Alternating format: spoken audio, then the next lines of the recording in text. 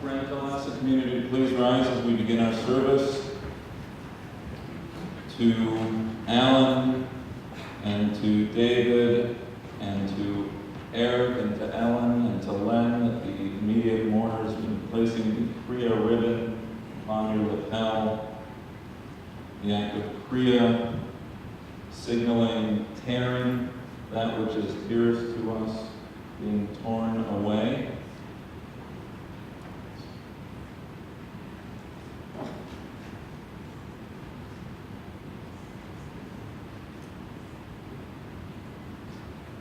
Tradition explains that upon the loss of a beloved, we have to acknowledge the moment of death. I'll ask the immediate family to repeat this ancient bracha after me. Baruch atah Adonai, Eloheinu melech haolam, Dayan ha'emet. Praised are you, Lord our God, King of the universe, Judge of truth.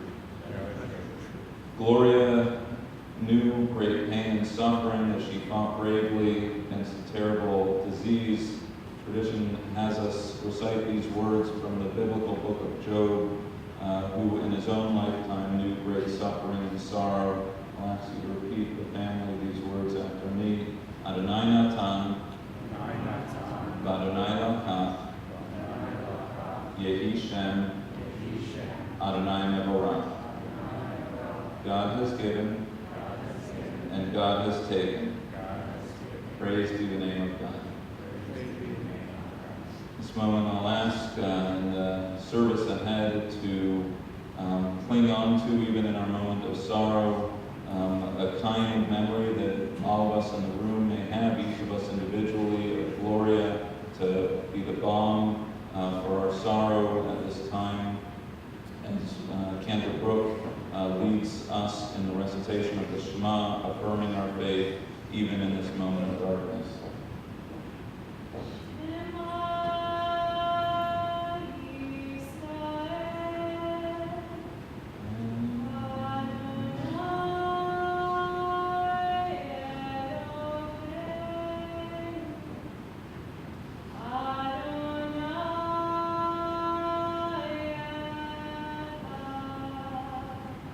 Hear, O Israel, the Lord our God, the Lord is one. You may be seated.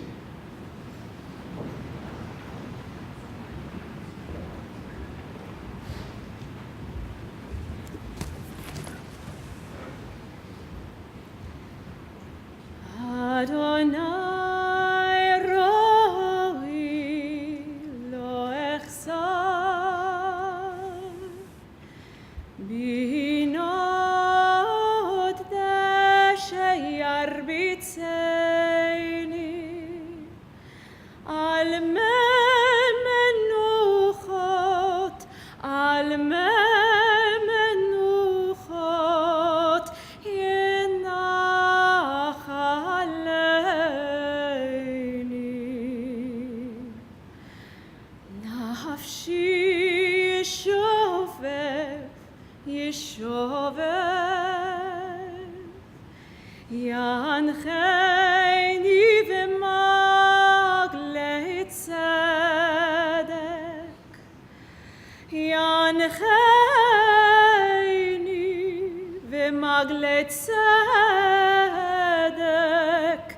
למען שמו.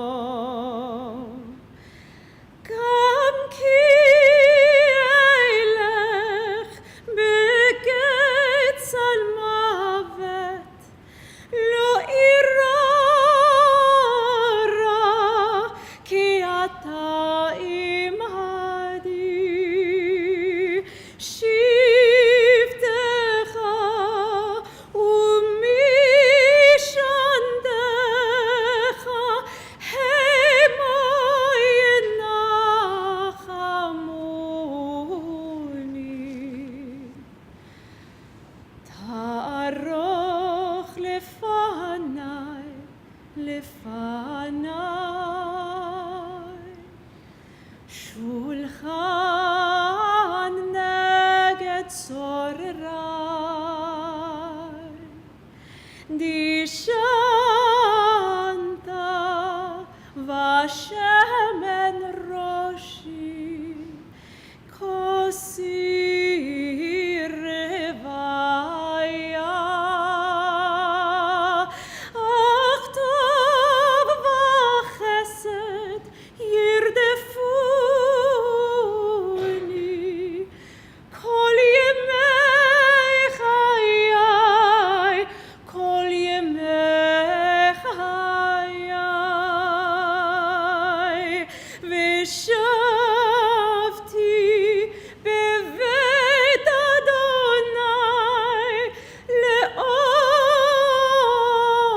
לאורך ימים.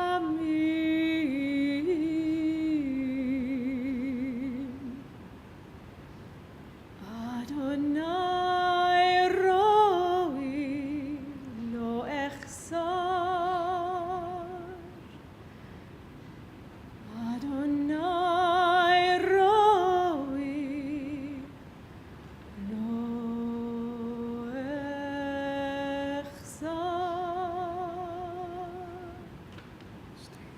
I shall not want. God makes me to lie down in green pastures, leads me beside the still waters. God restores my soul. God guides me in straight paths for his name's sake. Yea, though I walk through the valley of the shadow of death, I will fear no evil, for thou art with me. Thy rod and thy staff, they comfort me. Thou preparest a table before me in the presence of mine enemies. Thou hast anointed my head with oil, my cup runneth over. Surely goodness and mercy shall follow me all the days of my life, and I shall dwell in the house of the Lord forever. Eshet Chayil, a woman of valor.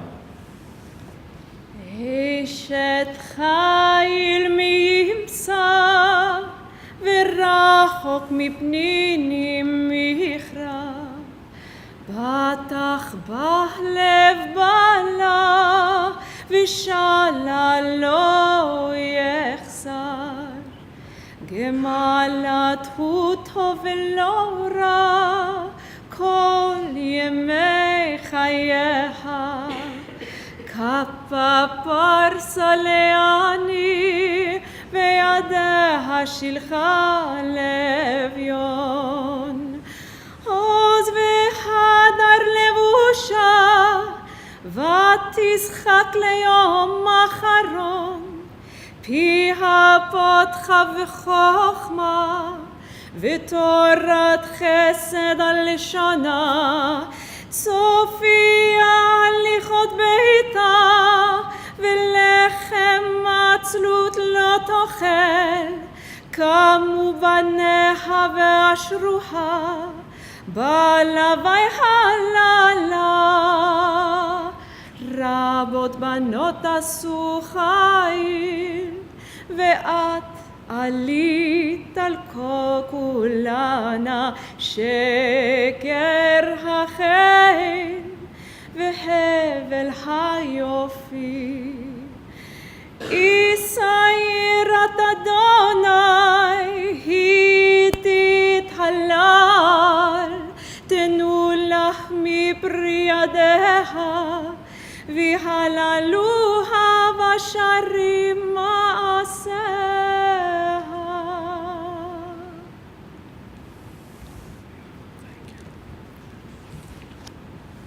What a precious find is an Eshet Chayil, a woman of valor. Her worth is far beyond rubies. Her husband, Alan, puts his full confidence in her, and he lacks no good thing. She is good to him, never bad, each and every day of her life. She opens her hand to the needy and extends her hand to the poor. She is clothed with strength and splendor, always looking to the future cheerfully. She opens her mouth with wisdom, her tongue guided by kindness. She oversees the affairs of her household and never eats the bread of idleness. Her children, each one, rise up and bless her, her husband praising her, saying, "Many women have done superbly, but you, Gloria, surpass them all. Charm is deceitful and beauty is vain, but it is a God-revering woman who is much to be praised. Extol her for the fruit of her hand, and wherever people gather, as we do today, let her deeds speak her praise." The final psalm of the book of Proverbs, the final proverb of the book of Proverbs describes a mythical woman, a woman of great valor, a woman of great fortitude, a woman of great spirit, a woman like Gloria Spivak, Zahava bat Yitzchak v'chaya Sarah, of blessed memory, who we gather today to mourn a terrible loss in the last few days, having suffered the last 4 years from an all-consuming illness which Gloria fought valiantly and bravely as a woman of valor, never once complaining, surrounded by friends and family, and now at this moment in our sorrow, surrounded in loss and grief as we contemplate a world without our beloved Gloria. Gloria, the daughter of Isidore and Helen of blessed memory, our deepest condolences to you, Len, her brother, and Susan on this terrible loss. Alan, no words possible to capture our sense of condolence to you, having lost your life partner. To David and to Eric and your Sarah and to Ellen and your David, we extend our deepest condolences on the loss of your mother. And of course to David, who's not here, but also to Michael and to Caroline, who we know is thinking of us, so too our deepest condolences. The greatest blessing our tradition has is that you should see the children of your children, Urevanim levanecha, and we know that nothing gave Gloria greater joy than the deeds of Willa, of Isaac, of Alice, of Lena, of Talia, of Hannah, of Aiden and Stephen and of Spencer. And we extend our condolences to all of the grandchildren, praying that their lives should always be filled with great stories and memories of their beloved grandmother. And I'd also be remiss if I didn't acknowledge the presence of Julia and Leon, like surrogate parents to Gloria, to whom we extend our deepest condolences at this time. Our challenge now is not a small one, because the room and our hearts are filled with sorrow. But we know that our task is not just to mourn the loss of Gloria, but also to acknowledge the life and the light that was Gloria's in her too short of years. And we do so by acknowledging those and inviting those who knew Gloria best to share words of memory and words of praise. And we begin this process by calling on her beloved brother, Len, to share remarks at this time.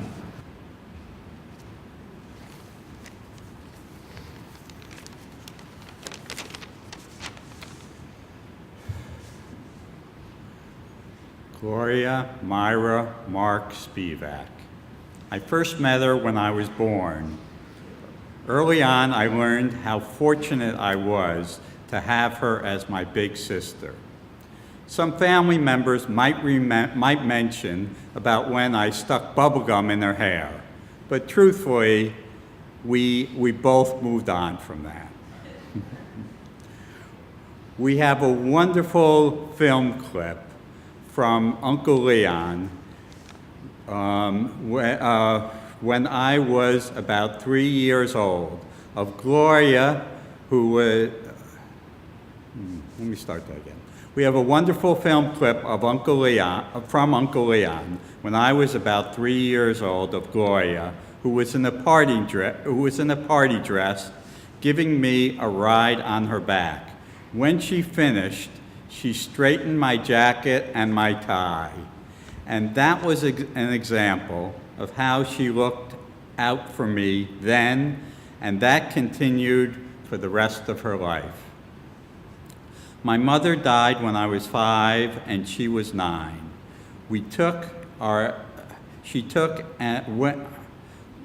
Our mother died when I was 5 and she was 9, and she took the additional role in my life as mother, which she shared with my father and other close relatives. I remember her in my room, sitting on my bed, giving me advice. I remember her helping to teach me my bar mitzvah haftorah. When I was 24, our father died, and she added the role as my sole parent. Along the way, she became my confidant and my close friend. From then until the day of her death, she was my father, my mother, my big sister, my confidant, my very close and very wise friend, and my advisor. So that you can better understand her impact on my life, I will tell you an example. A number of years ago, many of you will remember that my wife Susan had some serious symptoms that her physician and second physician were unable to diagnose. Gloria was relentless that she knew the right physician, and Susan needed to go to him immediately. During our first visit with this physician, he diagnosed her with a large tumor. Over the next 2 weeks, he sent her to a number of specialists for a number of tests, and she had surgery to remove an over 5-pound tumor. Did Gloria have a crucial role in saving Susan's life? Of course she did. How many other lives did Gloria affect in a similar way and other positive ways? I'm sure there are many of us who can repeat similar stories, and we should repeat them. During the last 4 years, things changed. As much as I despise ovarian cancer, and I do despise it as strongly as I have despised anything, it allowed us 4 years to strengthen an already strong relationship, to share wonderful times and wonderful talks together, to be in contact more than we had been before, and to express our love for each other. Gloria, it is a Jewish tradition that your soul is present at this funeral. You know how much I loved you and love you, and I know how much you love me. Your words will always be with me. Life will not be as good without you.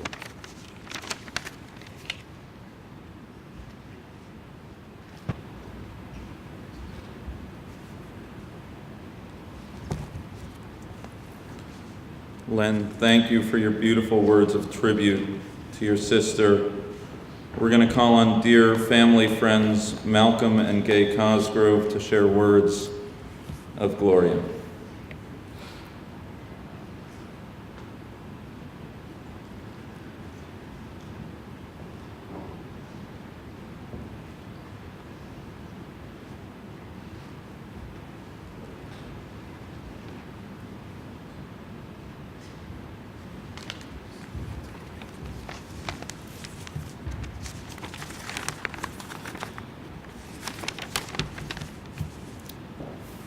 There are so many wonderful things I can say about Gloria. She was the kindest person you could ever meet. She loved life and connected with her many friends in so many ways. She was also always there for all of us, and she loved her friends as much as they loved her. whether they need assistance, advice, or direction, or tangible help. She was always there. Gloria was a very loyal and lovable person, and all her friends knew that. Not only did she give of herself in so many ways, she also kept the telephone company in business day and night. She loved being in touch with people and loved to hear about the news and events in their lives of her many friends and their families. She loved to celebrate all of their wonderful achievements. Of some people you may call this gossiping, but not to Gloria. She genuinely just took pleasure in being a major part in all our lives in every way. She had the largest heart and shared it with everyone, but perhaps she saved the lion's share of her heart for her family, all of whom she adored. I know this well, as above all else in our calls, she delighted in regaling me with stories of her children and grandchildren. Alan, you were the best thing that came into Gloria's life. She loved and respected you, and as you well know, she was the best balabuster around. Gloria, I loved you and will always miss you. You were a great friend and confidant. I will miss spending the holidays together and our in-depth discussions about what we should prepare for major festivals in particular. And I will miss the Friday nights we shared with our families. I have so many wonderful memories over the year, but most of all, I will miss having you, my closest and dearest friend, just a phone call away. You were so special to me. Rest in peace.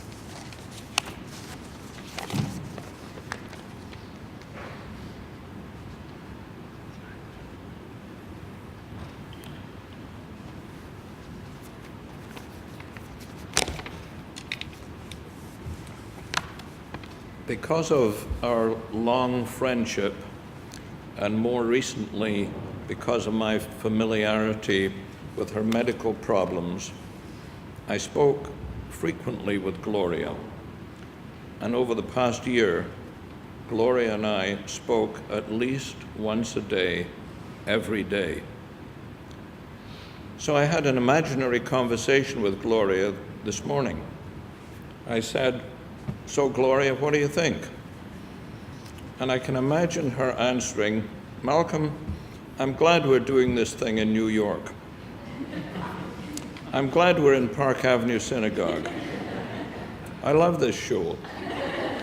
I'm glad Elliot is officiating. And I'm glad you guys are all here." She continued, "We really pulled out all the stops with this cancer thing. We had a great team, but just like the LA Dodgers, we just couldn't pull it off." She went on to say, "Malcolm, say a few words, make it short, and get to the 2nd Avenue Deli. I hope they like my chopped herring up here. And remember, please look out for Alan. Now I've got to go. Someone else is on the line." That is Gloria, a smart, busy, lovable, no-nonsense New Yorker, displaced by fate to Los Angeles. Even though she was a solid Brooklynite, she accepted with grace the Dodgers moved to LA, and she became an avid fan. The friendship between the Spivaks and the Cosgroves goes back 25 years. She and I were active at that time on the board at Sinai Temple, and our kids went to the same school. Over the years, our friendship deepened, and Gloria became Gay's best friend. It was an easy relationship. Traditional Jewish families, celebrating together, Shabbat, holidays, vacations, and our children's ups and downs. In retrospect, I think Gloria was a foodie.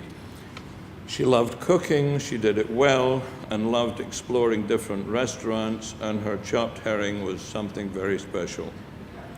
She entertained and had a large coterie of friends. She loved her store and catered not only to the celebrities who came in to have their expensive gifts wrapped, but she also reached out to the homeless people in the street behind the store. At the end of her busiest season on Christmas Eve, we would all celebrate together at the Yang Chow Chinese restaurant in Chinatown.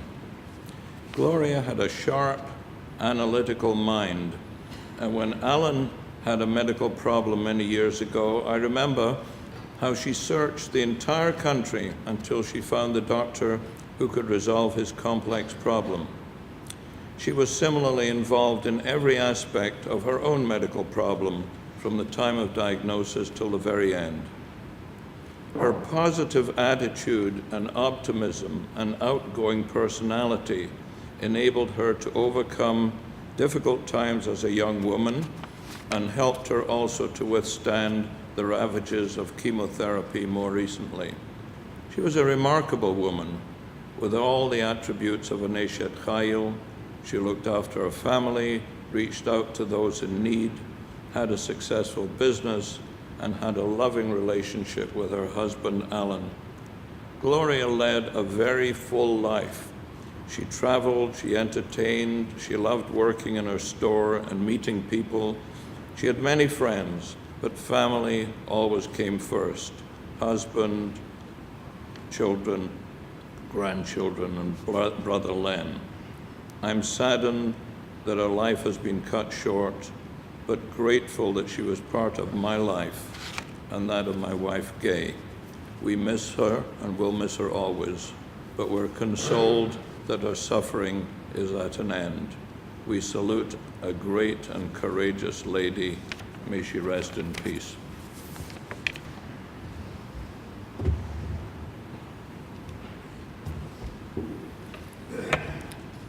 Thank you so much for your words. I believe we're going to call on cousins Sarah, Naomi, and Kate.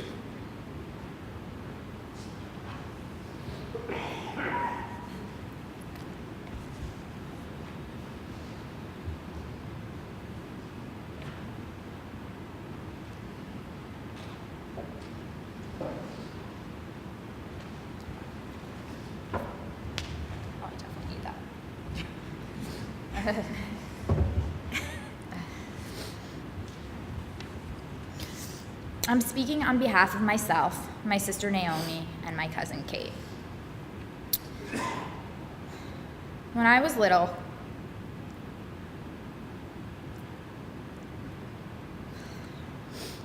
my aunt used to say, I was going to love you so much, no matter what, because I love your dad so much. But then I met you, and I couldn't believe it. I loved you even more. My aunt made the people she loved feel so special and important. My brother Michael and I spent a lot of time growing up with my aunt and Uncle Alan in LA. We were basically like the first set of grandchildren, and we were treated like kings. I remember so clearly the feeling I felt getting off the plane and seeing her waving enthusiastically with her glasses on her head, which I thought was so LA and cool. We'd go directly to Humphrey Yogurt for my favorite bubblegum ice cream. And every day was filled with fun adventures, some big, but even the small, a trip to Soup Plantation or 3rd Street. She made feel like a special treat that she created just for us. And every morning when we woke up, there would be a little present wrapped on our beds. My brother called her Aunt Present. It was just a little pinwheel or Pez dispenser, little things. But it wasn't about the things. It was about how special we felt that she wrapped these little trinkets and snuck into our room every night and put them on the edge of our beds. My sister Naomi wanted to share some memories too. When I was 8 years old, my mom married Len, and not only did I gain a remarkable father, but I automatically had the most incredible aunt. My brothers and I were hers, and it was a flawless transition. I really don't remember a time before there was an Aunt Gloria. I spent over 9 years in Los Angeles, running from or to something, I'm not quite sure. But during that self-discovery, my aunt gently guided me without judgment. Where I was stuck between black and white, she showed me that it was okay to see all shades of gray. As David wrote so eloquently on Facebook, she loved us fiercely, and I will miss her the same. And my cousin Kate. By the time I was born, Gloria already had a big family. 3 children, lots of cousins and nieces and nephews, and later 5 grandchildren whom she adored. But her ability to love and express that love was seemingly limitless. Somehow there was always more room in her life for family. When I was little, she was always sending me packages or taking me to fun trade shows when she was in town. Everything we did together seemed a little bit magical. Later, when I lived in LA, I was homesick and having a hard time. We'd have dinner about once a week, and seeing her was always a respite. She was so emotionally astute and attuned to people around her. She was always encouraging me to stand up for myself more, to put my own needs first and take care of myself, which is kind of ironic because she was constantly taking care of other people. Even when I went to LA a few months ago, Gloria was vivacious and loving as always, her spirit so generous. On my last night there, I was getting ready and she insisted, I promise, she insisted on ironing my dress for me. We went out for dinner and then she came to a reading I was giving. Never mind that she had finished a vicious round of chemo less than 24 hours before. She wouldn't have missed it. She was there in the life of the party. I just wanted to say one last thing in closing.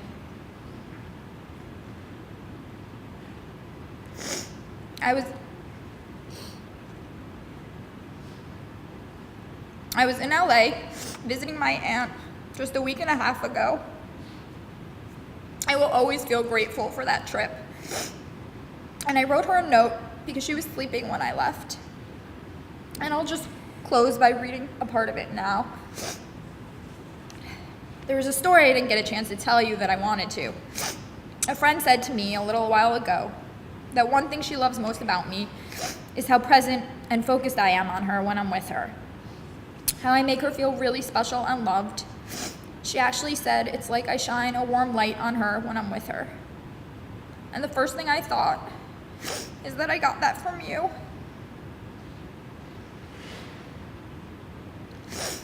My Aunt Gloria shined her warm light on me and on all 3 of us.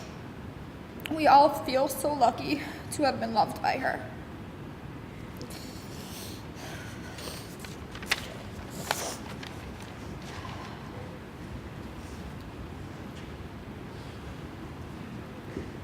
Sarah, Naomi, Kate, thank you. Ellen, we call on you to speak of your mother.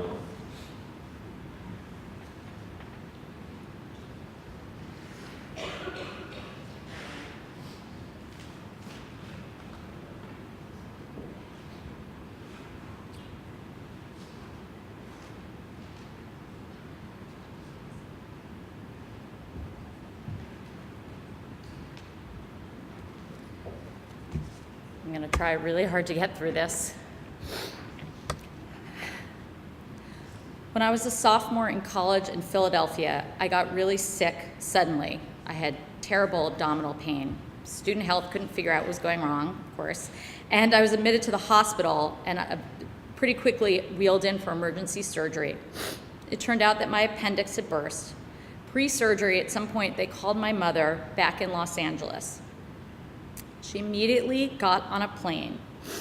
But before she left, she wrote Eric, who was about 15 or 16 at the time, a note and stuck it to the fridge. He was in school then. And it said something like, "Hi, Eric. Hope school was good. Elle wasn't feeling well, so I went to Philly. Brownies on the counter. Love you, Mom." When I woke up from surgery, I was hopped up on morphine, which was totally great for the record, but I was a little confused. I looked up and my mom was there, and that, despite everything, made all the sense in the world to me because she was always there for me. Always. She was such a cool, warm, generous mom. I remember that she took me and David and some friends of his to my first concert, Sean Cassidy, in our wood-paneled station wagon. She took us to Dodger games. We would wait around afterwards in the parking lot for players to get their autograph, and she would tell us how she used to do that with her dad back here in New York. One time in the late 70s, I wasn't there, but David was, and this quickly became family lore. They waited afterwards, and they saw a bunch of players, including Dusty Baker. He signed an autograph for my brother David, then noticed my mom, or probably noticed my mom, then signed an autograph for David, and he said to her, "There's a party later, want to come?" She said, "Oh, thanks, I'm sorry, but no, I'm married." And he said, "That's okay, so am I." My mother loved a good story. She loved to laugh. She was sharp and perceptive and so full of good advice. She loved her family more than anything, as you've been hearing. So many cousins, so many aunts and uncles and nieces and nephews. I have friends who will say, "I'm going out with a cousin," and they'll say, which cousin? We have so many cousins. Anyway, but my mom loved everyone, but especially she loved Alan, who she was married to for 33 years and who took such stellar, sweet care of her. My mom loved being a mother, and it was the prism through which she saw the world.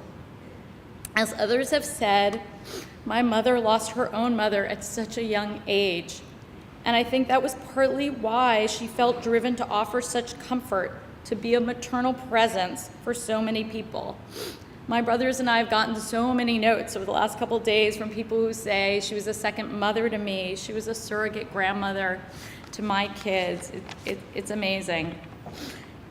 She was extraordinary, so proud of the three of us. But I also feel so forever grateful that I got to see her become a grandmother.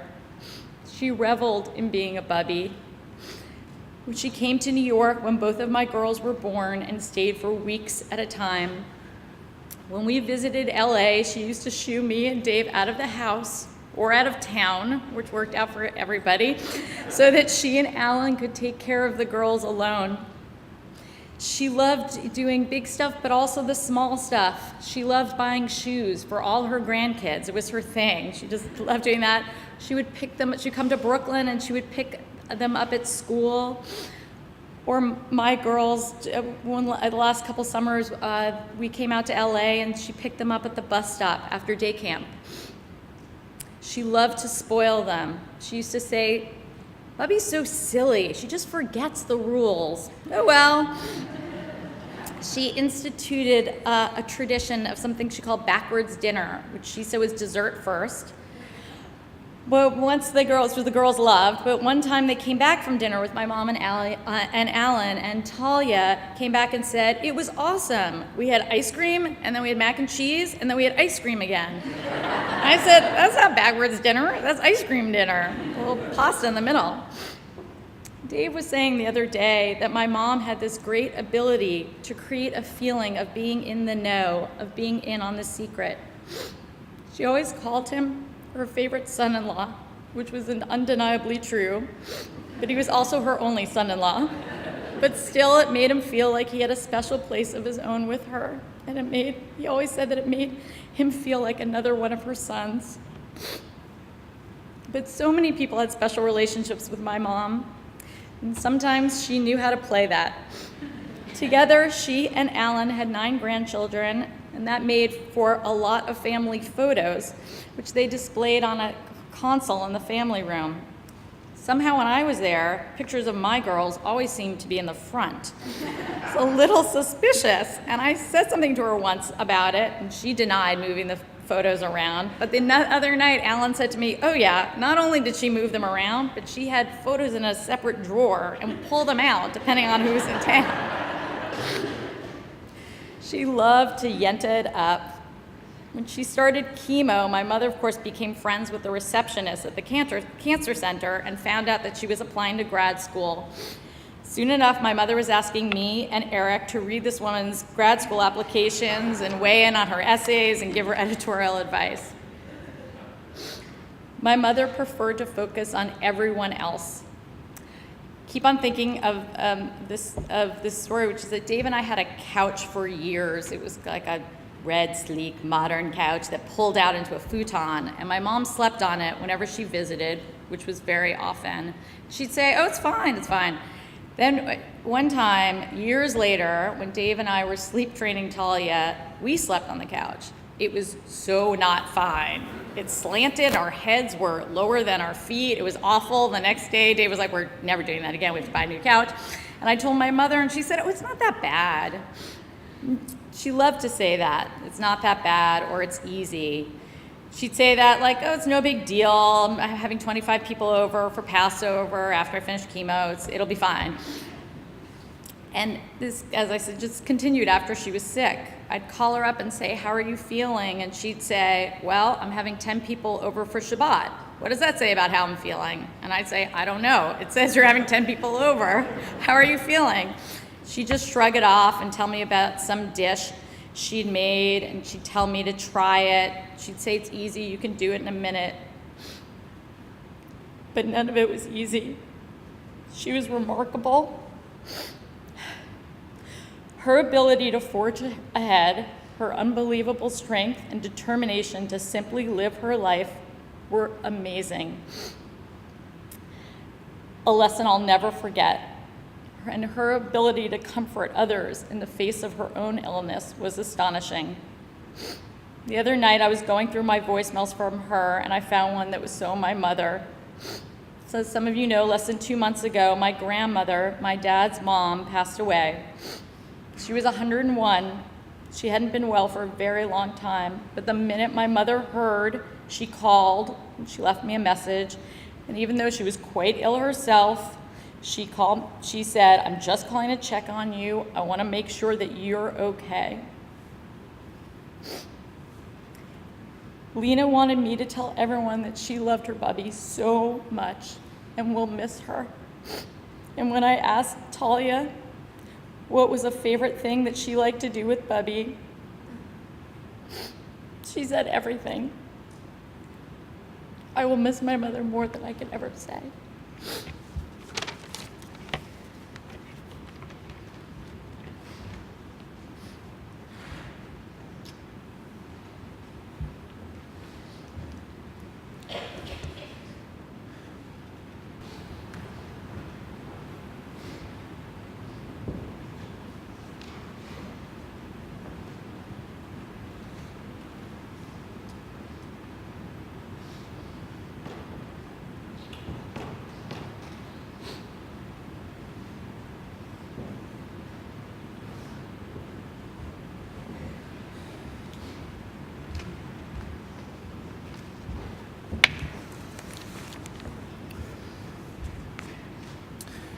I had long thought about this eulogy, and I had long dreaded it. And then I sat down yesterday, later than I should have, and and realized that my mom had left a final gift for me. The words just started flowing for me, and I realized that yes, it's a hard task. The truth was, I had so many good memories, and there's so many good things about my mom, that it was easy. My mom, as my sister noted and my uncle noted, lost her mom when she was 9, and I've long been convinced that shaped my mom in a fundamental way, and that she had basically a steely determination that others shouldn't feel motherless themselves, and that she could help in whatever way she could. And that reflected itself not just in the wide constellation of friends that you've heard about, not just my siblings' friends and our friends, my friends and our family, but with Juan, the UPS guy, right? And the nurses at the cancer center, and Yoshi at the sushi bar, who I think my mom invited to my bar mitzvah. And then there was, of course, what was for me, I had trouble understanding it, this unfathomably deep love she had for us, her children, and then for all her grandchildren. When my mom was diagnosed 4+ years ago with, as you've heard, this very nasty and aggressive form of cancer, it was 2 weeks after our son, Isaac, was born. She had said to me at his bris, actually, that she wasn't feeling particularly well, which was a really unusual thing for my mom.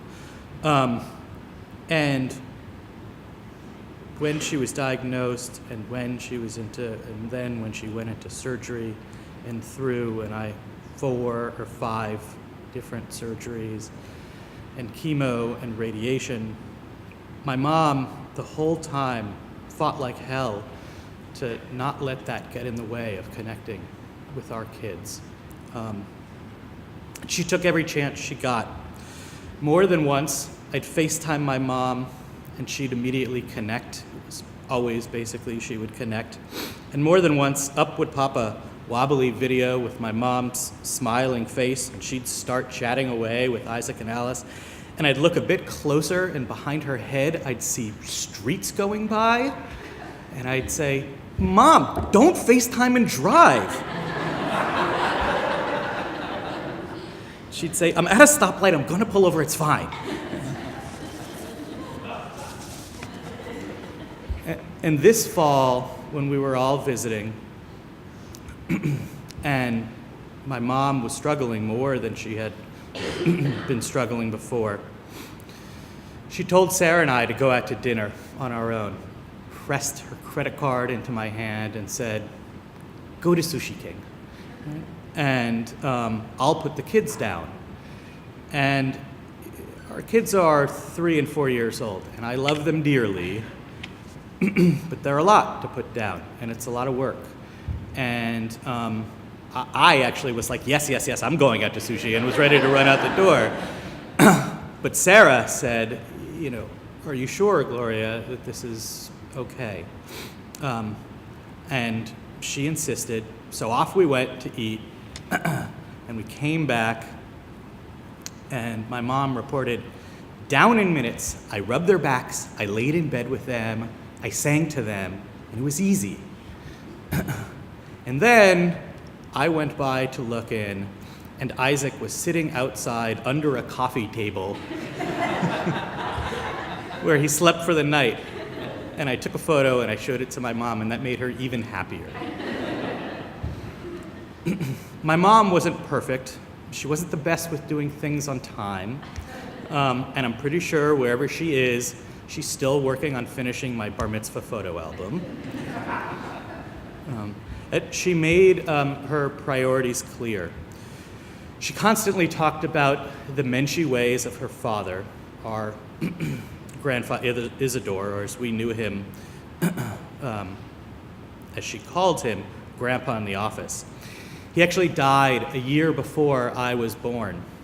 We share the same Hebrew name, and Isaac is named after him. But though he died a year before I was born, she made sure I knew him. My mom used to show us, and all of us, Ellen, David, and myself, our grandfather's wallet. And it was kind of ratty, and it was tattered with cracked leather, and there was nothing really to look at, except that she would take out a little stack of scraps of paper, and each one was a handwritten IOU, informal notes of loans that my grandfather had made to somebody who needed a bit of help. My mom had found them in his wallet after he had died suddenly, when my mom was just 29, and they had been piling up for years. And I'd sort of roll my eyes after she'd tell me the story for the upteenth time, and I got the message.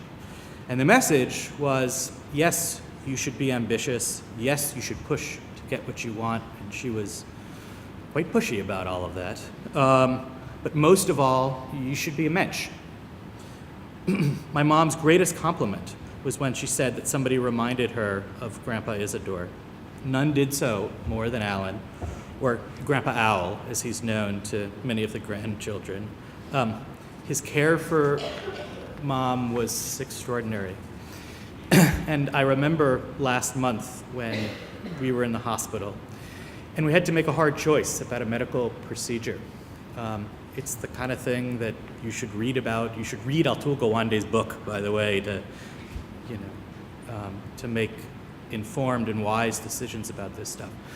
But as much as I had read and as prepared as I had tried to be to make intelligent and thoughtful decisions,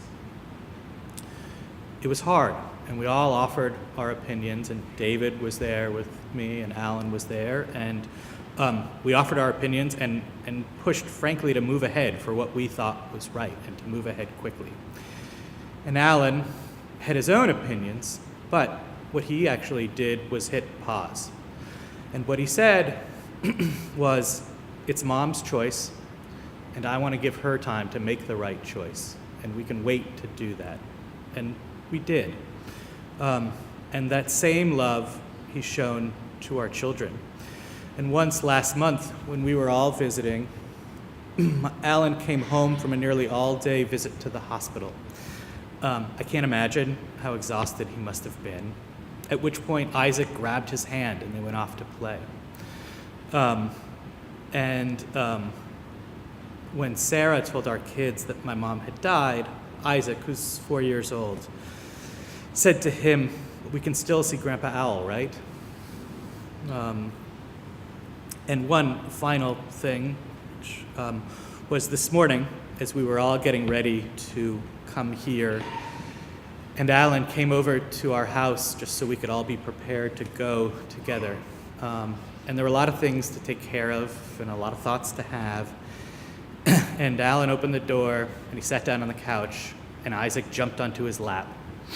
And Alan started just reading him a book. There are a few others who reached my mom's exalted, just like Isidore status. There was my Uncle Len, my brother, my mom's beloved firstborn, and what was unspoken, of course, was that nobody carried the torch higher than my mom. Among the notes I've gotten this last week was one from a college friend who last really spent time with my mom 20 years ago. So I'm just going to finish it by reading it. The subject header was just Gloria. This is my friend Brett. I'm sorry to hear about your mom. She was great. In college, as an introverted kid from out of town, it was super comforting to join your family for whatever occasion. Your mom, and this is a significant understatement, always made me feel specifically, individually welcome. Whether it was New York, California, Philadelphia, her house, someone else's house, a restaurant, it didn't matter. She would see me, smile a smile I don't suppose I'll ever forget, give me a huge hug, and make me miss my mom not so much. I remember bad plays in New York. I remember Passover in LA. Gloria put me to work preparing food. She made me a part of the holiday. I remember peeling hard-boiled eggs with her, and I remembered a whispered, shared secret about what things I could and couldn't tell her brother. There was something in the preparation that wasn't quite totally kosher. I remember getting to know your mom through you, the stories you get about someone loved who's far away, the brownies she baked for your basketball games with friends, her patient explanation to you as the littlest one that you weren't, contrary to your siblings' suggestions, a mistake. Another thing I remember about your mom was her wish that your kids not forget that she was to be reckoned with. Like when you were arrested in Israel and had to go in front of the court there, how your mom forced you to buy new pants. The last time I saw your mom was at your wedding. It had been years. I was probably the 300th person she'd seen at the pre-dinner wedding. She found me, came up to me, yelled my name, smiled her smile, and gave me a huge hug, as if no time had passed. What a mom. I am now adding myself, simply that I felt lucky to have my mom for as long as we did. And I just loved her very, very much.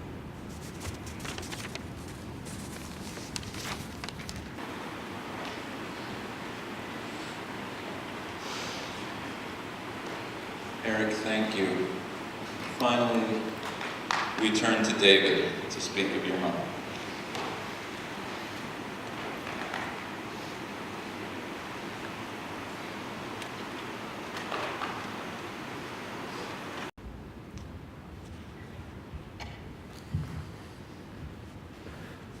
I've been dreading this moment for a very long time.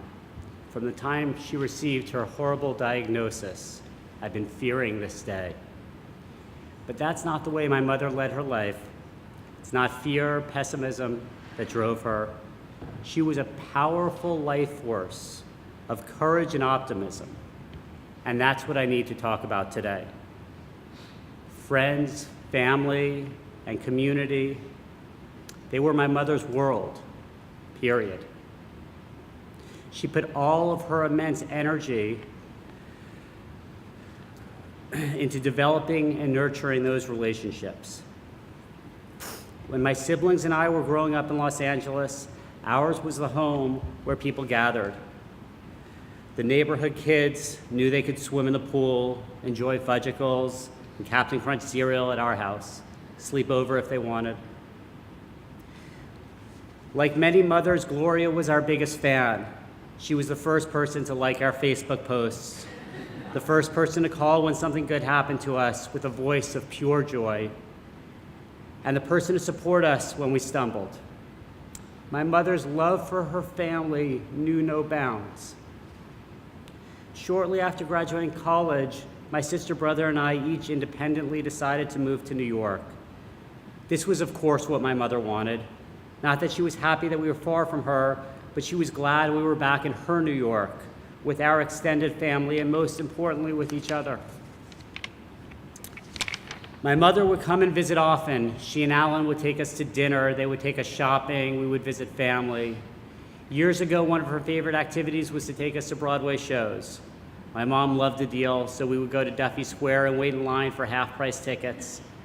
I love my mother very much, but to continue speaking honestly, I have to admit that these plays were not always what might be called the critics' picks. The one that's jumping into my mind now starred Stacy Keach as all of the main characters. That was the big reveal that everyone was played by a very energetic Stacy Keach. The old woman, the young man, everyone. As we would exit the theater to find someplace to eat, my mother would inevitably say, "That was great, I love that play." I'd often get a little annoyed with her. "No, Mom, with full respect to Stacy Keach, that was not a good play." I would be a bit frustrated that we again saw a mediocre performance and a bit concerned that perhaps my mother didn't have good taste in these matters. Over time, I learned, though, that she was right, that her reactions were driven by optimism and happiness. Life is about constantly making the choice to be happy and to love. We were spending time together as a family, going to dinner and a Broadway show together with the people that we love most in this world. My mother was determined to connect and be happy. She was right. On a much more profound level, it is the same strength of character, that same life force that empowered my mother to fight as courageously as I have ever seen. Since hearing that devastating diagnosis nearly 4.5 years ago, with Alan by her side, my mother lived.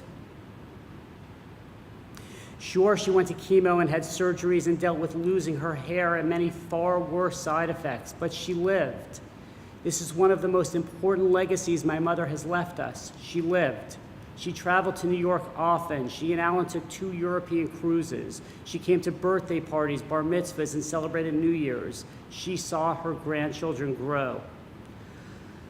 When my daughter Willow was born, my mother said to me, "Even though I live in California, I'm going to be the kind of grandmother, the kind of bubby that comes to every birthday party and every dance recital." She worked so hard to meet that commitment, to not let distance get in the way of being a great grandmother. As the disease progressed, there were times that she could not make the trip out to New York, but she stayed connected via phone calls and FaceTime and email. She did not give in to this disease. She did not retreat from life, not by 1 inch. And when occasionally she would hear bad news about her health, she would not focus on the negative. I've got the best medical team, she would tell me.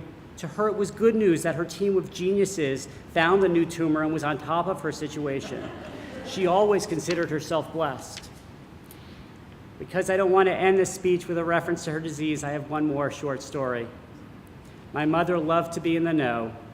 Because she was such good friends with my friends and had her own network of loyal, savvy contemporaries/spies, she was pretty good at finding out the very information I was intent on keeping from her. Is there anything you'd like to tell me about this girl or that girl? She might ask me.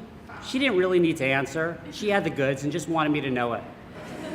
It was another one of her ways of connecting with us and the many people in her circle. I found out recently that my brother, who I always thought first and foremost was loyal to me and my sister, was in fact one of my mother's moles. He admitted to that just the other day and explained that it gave our mom so much joy to have the information, he just had to give it to her. I love him for this and a whole lot more. This is my mother's legacy, a very close family who was there to support and love each other. We will continue to do that, all of us, I promise. And just a word from Willa. She wanted me to say how much she misses her Bubby. We all do. I love you, Mom.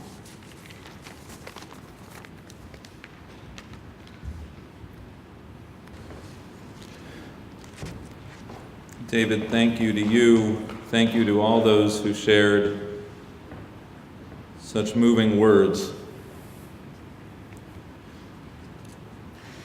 Gloria's passing took place over the Shabbat of Beshalach, the Torah reading recounting the children of Israel's exodus from Egypt. The Shabbat carries a special place in the Jewish imagination and even bears a special name, Shabbat Shirah, the Sabbath of song.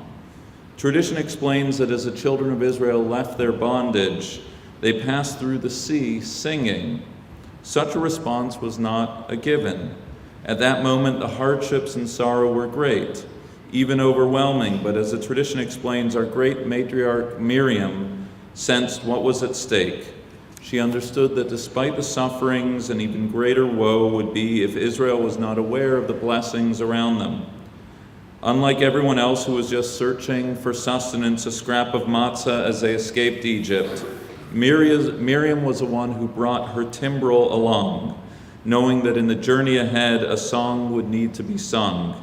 And sing she did, leading all of Israel through the sea. The rabbis explain that for all the leadership qualities of Moses, the Exodus, the journey through the desert, was only made possible through the sustaining presence of our matriarch. From caring for her brother early on in the bulrushes, to the crossing of the sea, to the wells associated with her in the desert, she was the heart and soul, the nurturing presence, spiritual and actual, of her tribe. A woman who knew that no matter the setback or the sorrow, one must always bring a timbrel along, always anticipating and enjoying the blessings of our lives, ready to sing in the days ahead. Gloria was such a woman, modeled after our great matriarch of old. Throughout her life, from the very beginning until the very end, in joys and in hardships, in health and in sickness, she understood that no matter what the challenge or the hurdle, one must always, always bring a timbrel along. She appreciated life, she embraced it, and she always, as the rabbis counseled, greeted every person with a kindly countenance. Having danced at more simchas with Gloria than I can count, most recently my brother Jason's wedding, having shared so many Shabbat and holiday meals with her and with Alan and the family, I know that we've truly lost a woman, like her namesake Zahava, who shined elegantly and brightly, both within and without. And while given the family relationship with Gloria, I knew all of this. It wasn't until the conversation I had with the family just the other day that I appreciated the special circumstance of the song of Gloria's life, which many have spoken of. Gloria, along with brother Len, were born into Helen and Isidore's home, a loving home filled with fond memories. The family so close, Gloria, I'm told, having a bit of an adventurous streak, and like Miriam of the Bible, grew up adoring her brother and adored by her. But as we've heard, the idyllic setting was not to last. Her mother afflicted with an illness that after a multi-year struggle would end with her death, Gloria just 9 years old. Such a loss for almost anyone else, I think, would have cast a shadow on the life ahead. But Gloria, to her enduring credit, understood that she must pick up her timbrel, that the precious and fragile nature of life must prompt us not towards angst and sorrow, but to embrace all the good that awaits those attuned to it. Through the love of her father, the support of a wide and nurturing family, many here today, she responded to her loss with love, relationships that would last a lifetime, an adoring relationship with her father until his passing in 71, a bond with you, Len, and a demeanor that forever would be optimistic, attuned to opportunities, and a responsibility to take advantage of all that life had to offer. Somehow the loss of her own mother, making her the adoring and adored mother, booby, friend, wife, sister, and daughter that would be her gift into the lifetime ahead. And no different than the Israelites of old and Jews throughout history, Gloria would venture to new lands.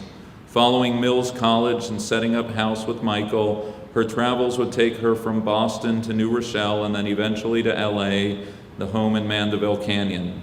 The home that Gloria created was always filled with joy, indulgently so. We can all, as children of Los Angeles, attest to it being a social center for a well-spent and sometimes ill-spent Los Angeles youth. Treats, sugar cereals, brownies, a swimming pool, always a place to be. Throughout her life, Gloria would open up her home to all, whether her own kids, adult transplants to LA who needed a place for 1 month that would turn to 6 months. We've heard of the UPS guy, anyone. Gloria radiated a demeanor that was welcoming and embracing to all. And nobody, as we know, more than the children. David, Ellen, and Eric, and then the arrival of David and Michael, she loved and adored you. Highest on her hopes that everyone should get along well.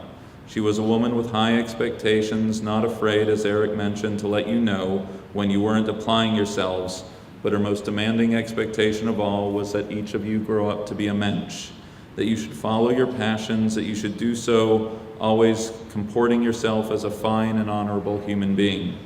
And I'd be remiss if I didn't also pause to reflect on the joy she must have felt, knowing how close the three of you are geographically and emotionally, achieving so much in your respective fields, living together in this holy city of New York. And no matter what the distance, be it Orange County, Baton Rouge, or Brooklyn, Gloria was a hands-on grandmother, a true Yiddish bubby. Every grandchild had a special relationship with her. She'd be present at everything she could, and what she couldn't, she would be there in spirit. She understood it as her mission to teach her grandchildren how to love life as she did, connect to friends, and filling days with humor and joy. Gloria's professional efforts, her store, beyond her business acumen, became a destination. First, for all sorts of undocumented and underage child labor infractions, of which my siblings and cousins were beneficiaries. It was also a sort of extension of her boobyhood. The tchotchkes became baby toys as the grandchildren were born. The children's toys grew older as the children grew, an extension of her living room. But the tchotchkes weren't just baubles. In Gloria's mind, they were opportunities to make people happy along the path in life. Whether it was running her shop or running the Purim carnival at the synagogue, or going out to a nice dinner or just preparing a modest one at home, Gloria was filled with a love of life, a desire to share joy with others.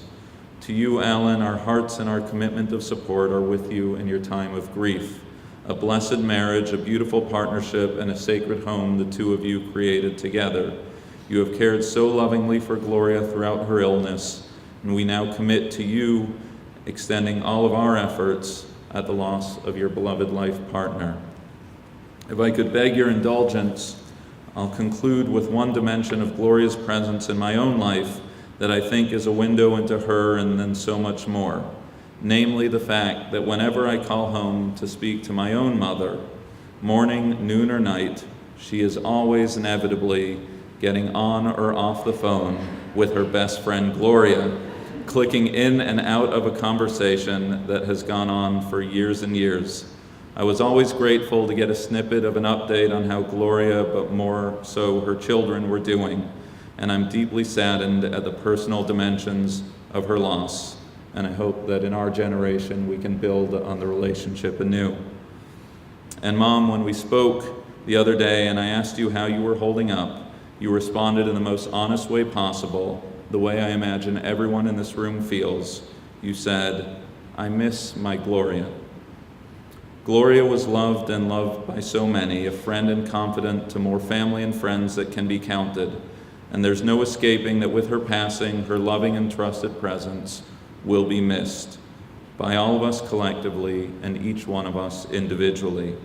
And the sorrow is present and acute, and now and in the future it may overwhelm. But like our matriarch of old, like Gloria herself in her lifetime, though not here today, we know that that timbrel lies somewhere for when we are ready, that one day we will pick it up, one day we will sing, and one day, no matter our tears in the present, we will come to enjoy the blessings of our lives, our loved ones, and the world in which we live.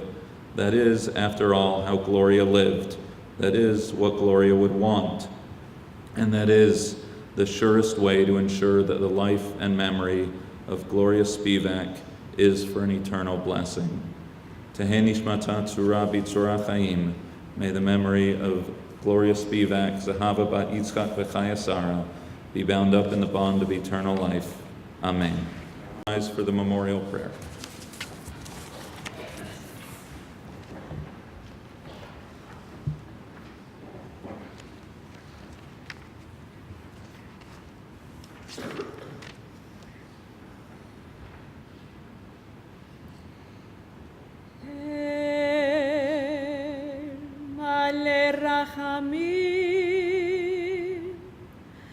שוכן במרומים,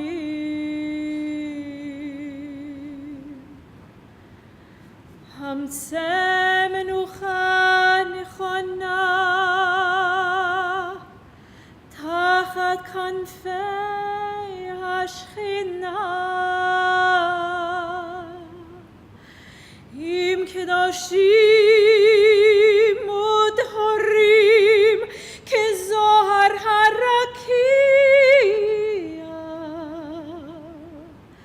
מזהירים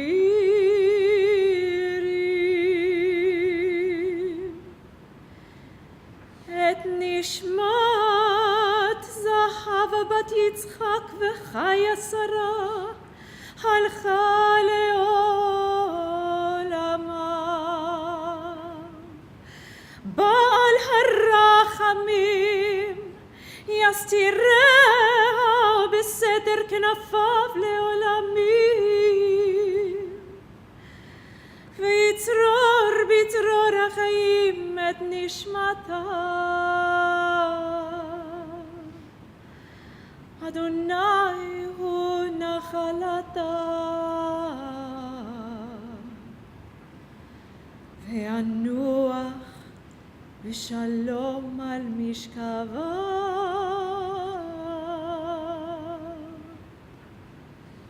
ונאמר אמן.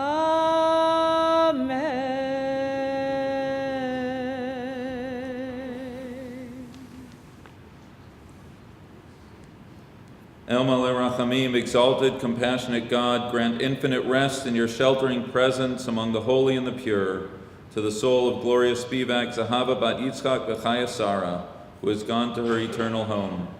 Merciful One, we ask that Gloria find perfect peace in your eternal embrace. May her soul be bound up in the bond of life. May she rest in peace, and let us say, Amen. Friends, I'm going to ask the community to please remain standing at their seats as a family escorts Gloria out towards the interment, which will take place immediately to follow at Sharon Gardens. Shiva will be observed this evening following the cemetery at Len and Susan's home, 55 Toilsome Brook Road, that's Stamford, Connecticut, this evening until 8:30 p.m. Thursday, Shiva will be all day at David's home, 32 Strong Place in Brooklyn. Friday at Eric's home, 321 Union Street, 1B, from 2 till 6 p.m. That's Friday at Eric's. Sunday at Ellen and Dave's home, 217 16th Street in Brooklyn. All of this, I imagine, will be emailed out from 2 to 6 p.m. And then Monday, back at David's home, once again, 32 Strong Place in Brooklyn. I'm going to thank Cantor Brook for officiating at today's service. I want to acknowledge the presence of Rabbi David Shuck, whose presence gives us great comfort here today, and perhaps you and Cantor Brook can escort us as we walk out of the room. May the memory of Zahava Bat Yitzchak B'chaya Sarah, Gloria Spivak, be for an eternal blessing. Amen.